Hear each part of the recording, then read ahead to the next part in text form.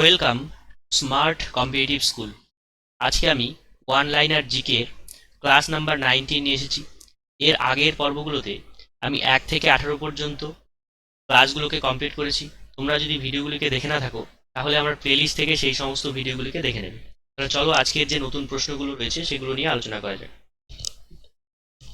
ভারতবর্ষের প্রথম কোঅপারেটিভ ব্যাংকের নাম কি? ভারতবর্ষের প্রথম কোঅপারেটিভ ব্যাংকের নাম হচ্ছে আন্দোলন কোঅপারেটিভ ব্যাংক লিমিটেড, যেটার হেডকোয়ার্টার রয়েছে কোথায়? ভাদোদরা, যেটা গুজরাটে অবস্থিত। এবার এই ব্যাংকটি কিন্তু বর্তমানে আর কার্যকরী নেই। শিলাস্তরে ভাঁজ পড়ে যে পর্বত তৈরি হয় তাকে আমরা কি বলি? শিলাস্তরে ভাঁজ পড়ে যে পর্বত তৈরি হয় সেটাকে আমরা বলি ভঙ্গিল পর্বত। কোন উৎপাদনের সাথে বাদামি বিপ্লব যুক্ত? বাদামি বিপ্লব যুক্ত 3টি উৎপাদনের সাথে। কি কি? এটা একটা হচ্ছে চামড়া, আরেকটা হচ্ছে কোকো, আরেকটা হচ্ছে অপ্রচলিত পণ্য। এবোর্ড অব লাভ লিখেছেন কে?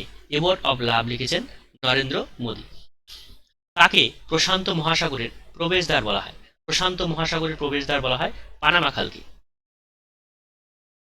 রুদ্রেশ্বর মন্দির কোন রাজ্যে অবস্থিত? রুদ্রেশ্বর মন্দির তেলেঙ্গানা রাজ্যে অবস্থিত।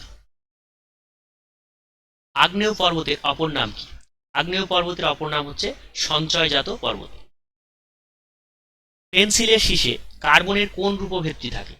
পেন্সিলের শীষে কার্বনের গ্রাফাইট নামক রূপভেদ থাকে।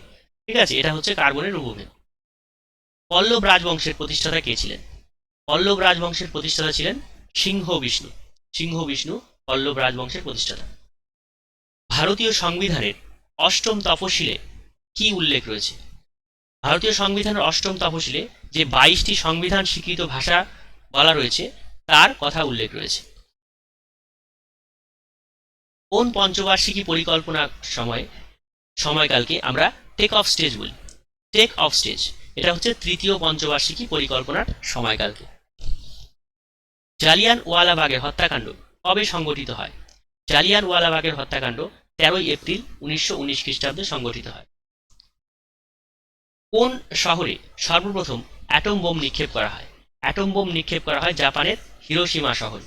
এটা কোন দিন নিক্ষেপ করা হয় এবং কোন সালে সেটা তোমরা কমেন্ট বক্সে কমেন্ট করে জানাবে। কে জোনাল সংসদের চেয়ারম্যান হন? জোনাল সংসদের চেয়ারম্যান কিন্তু পদাধিকার বলে ভারতবর্ষের স্বরাষ্ট্রমন্ত্রী হন। কে 4বার আমেরিকার প্রেসিডেন্ট পদে নিযুক্ত হন? আমেরিকার প্রেসিডেন্ট পদে 4বার নিযুক্ত হন ফ্রাঙ্কলিন রুজভেল্ট।